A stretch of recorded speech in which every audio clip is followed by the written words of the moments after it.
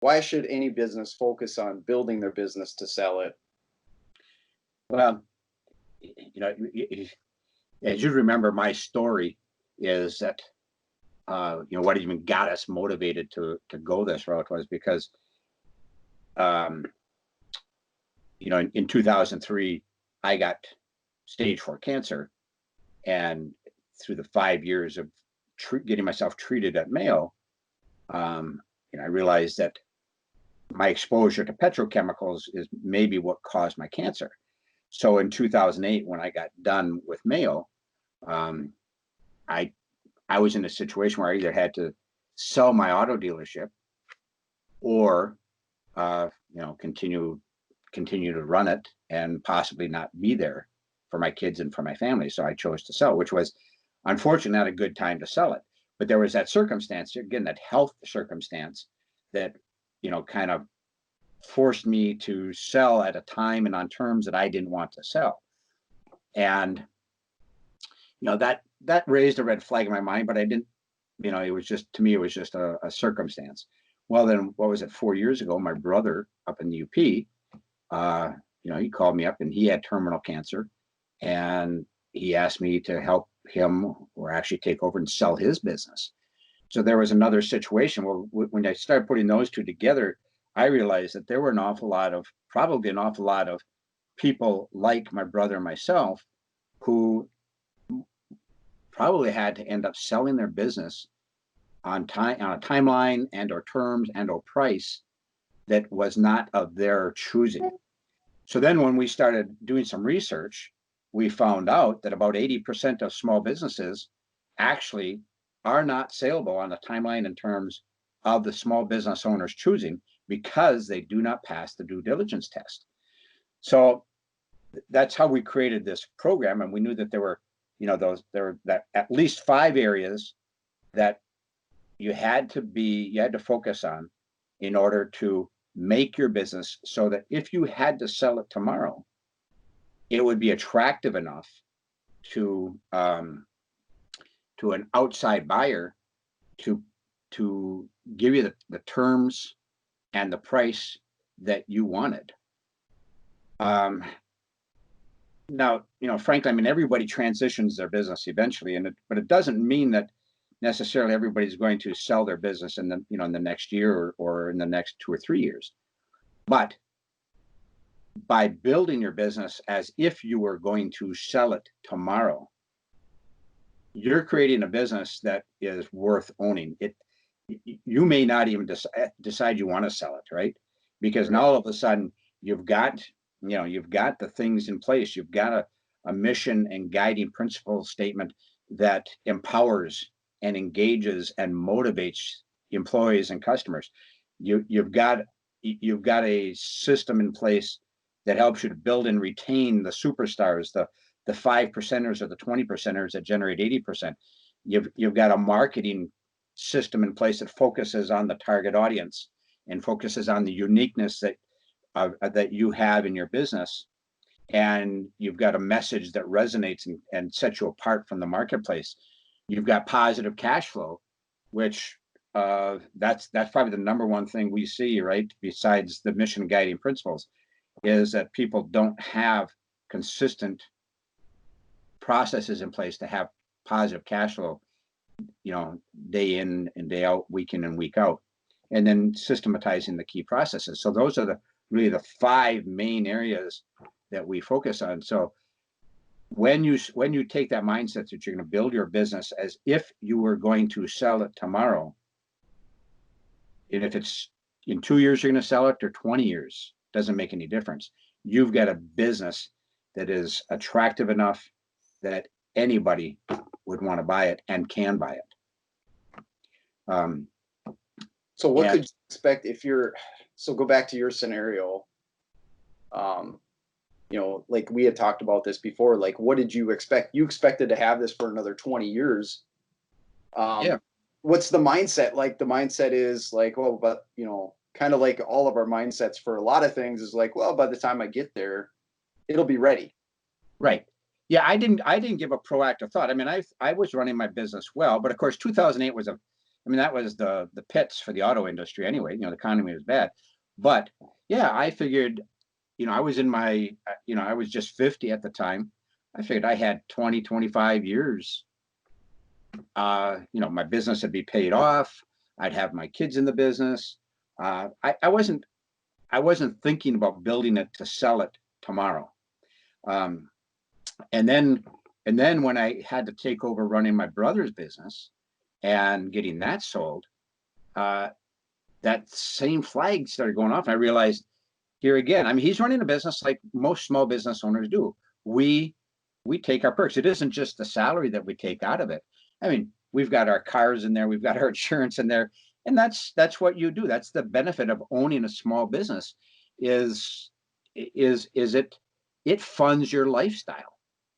Well, that also makes it not quite as attractive if you had to sell it tomorrow. So it's, those things kind of, I realized in my head, there are most business owners that I had talked to over the years do the same thing. They're not thinking about selling. In fact, you and I, we've talked to a lot of businesses that call us. It's like they've got one foot in the grave and one foot on a banana peel, right? That, hey, I want to sell in 3 months. Well, there's nothing we can do. I mean, there's some things we can help with, but we're not business brokers. We're not, this is not something that you can just turn on. This is a process that, takes time to implement each of these 5 or 6 key areas to make sure that your business is running on autopilot and will thrive regardless of the circumstances, whether it's illness, whether it's divorce, whether it's death, whether it's disability, circumstances like this COVID that's going on. I mean, we can only imagine how many businesses are not going to reopen because they were not built from the inside out as if they were going to sell it tomorrow. They're not thinking about it. They're not thinking about it until they have to. And by that time, it's too late. So if you're sitting in a business right now, you're saying, I want to sell at some point, but I don't want it to be a fire sale price. Right. Where would be the beginning stages of what you should do? What do you think the biggest, like we have and what we want to say is we are not brokers. We're creating a niche where we are helping businesses way before they sell, 2 years or 2 decades, to build their business value. And it's not just marketing based. It's not just cash flow based. It's not just accounting based. It's these specific areas. But do you have one in your mind of which one would be the biggest one to focus on to begin with? You and I have had this conversation, and I know you agree with me now, but it took a while, right? But it's the mission and guiding principles. I mean, everybody we've ever talked to, we skipped that part in the beginning of our careers with this, and I think about Paul.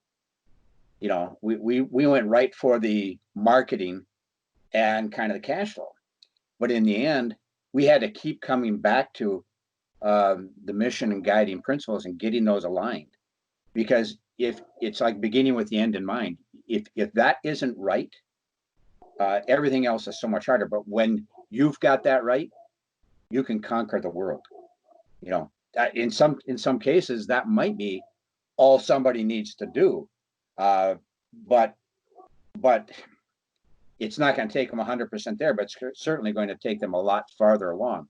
Then the next thing is the cash flow, because if you don't have positive cash flow, if you don't have cash in the bank, then you no longer have the courage to take risks, to be able to say no to the things you should say no to, and the courage and ability to say yes to the things you should say yes to. That's probably the area that you and I have seen is, from a practical standpoint, most of the businesses, they don't even realize how important cash is. Being profitable doesn't mean you're going to stay in business. You can be unprofitable, but have huge cash flow and stay in business. I mean, Amazon is that perfect example, right? I mean, 20 some years and they lost money year after year after year, but they're a cash cow. Whereas on the other hand, if you're profitable, but you have negative cash flow, you're just not going to stay in business very long. And they all go hand in hand. You know, they do work together. What did Paul tell us? I mean, Paul said, you know, the biggest benefit of working with us was that it changed the way he made decisions, changed the way he looked at his business and thought about his business. And now, you know, when those opportunities arise, he can much better determine which opportunity is going to help him get to where he wants to get. And that again starts with the mission and guiding principles. And he's focusing on cash flow. He's making sure that his cash flow is always positive. So back to like when you were selling your business and when you had to sell your brother's business, what can you expect if you aren't ready to sell? I mean, how torturous is this, I guess, if you're really not ready to sell your business, if the business is not really ready?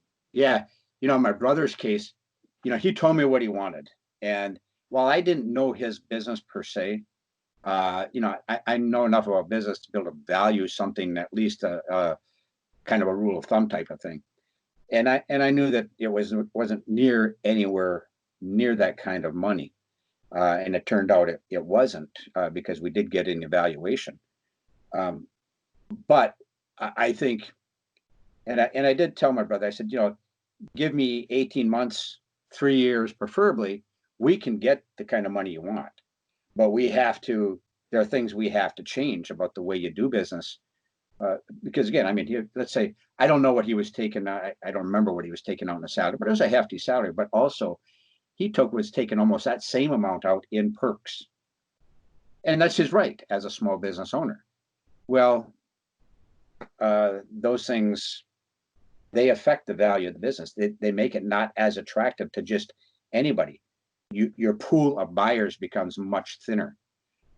When you build your business as if you were going to sell it tomorrow, not only is your pool of buyers bigger, because institutional buyers now could be very interested in your business. When everything is in sync and everything's going, you know, everybody is rowing in the same boat, rowing in the same direction, it's a very attractive business, regardless of whether they knew this kind of business or not. And that's the importance of these 5 key elements of building your business to sell it. When those 5 things are in sync, and they don't have to be perfect, but they have to be in alignment. Now, if you had to sell it this year, it's saleable right now. You know, you could call a broker and it's saleable. I would venture to say, again, if 80% of all small businesses are not saleable on the timeline and terms that the owner wants, you call a broker, that broker's got a tough job. You know, it's harder to, your pool of buyers is so much smaller. And you're now, I don't want to say you're in a fire sale, but you're not in a good position. You're not going to get everything you want. And, you know, here's the other thing, right? We know this from the research. This is right from the Exit Planning Institute. Was it like around 60% of all business owners need the revenue from their business in order to continue with their quality of life and their lifestyle after they sell? And that was, you know, my case as well. You know, I mean, it was a little bit of a shock for me, and it was a shock for my brother. I mean, he was dead by the time I did sell it. It went fairly fast, but you know, if he would have had to have relied on that to fund his lifestyle, it wouldn't have been enough. You know, especially not at his age, because he was in his early 50s as well. Sure. You know, and we've all, you know, we're all living till our, you know, late 70s to 90 years old, and it's you need owners have that their wealth tied up in their business. They're not have other assets, and rightly so, they shouldn't, because they can have a much better return on their own business. But because of that, then you have to treat it like an asset that if you had to sell, like anything else, be ready to sell. Yeah. Yeah. Make it always ready. Just like, we were in the real estate business together. That house had to be ready to sell at any time. Right. Um, and you're right. I mean, a business is still the best investment for anybody to make. A small business is the way to go. There's so many advantages to it. But if you're not building it properly from the inside out, and it's not that hard, but if you're starting, like I said, if you're starting with 1 foot in the grave and 1 foot on the banana peel, it's going to take a while. I mean, it's going to probably take at least 18 months to get everything back to where it should be. And it kind of depends on the owner and the employees. That's why, again, we say it has to start with probably rewriting the mission statement and aligning them with those 2 or 3 guiding principles that affect the way you make decisions. And then which one do you work on next? Well, that's part of our process of sitting down with people, saying, let's look at where the most pressing point is, and we'll work on that. Right. All right. I think that wraps it up for this time.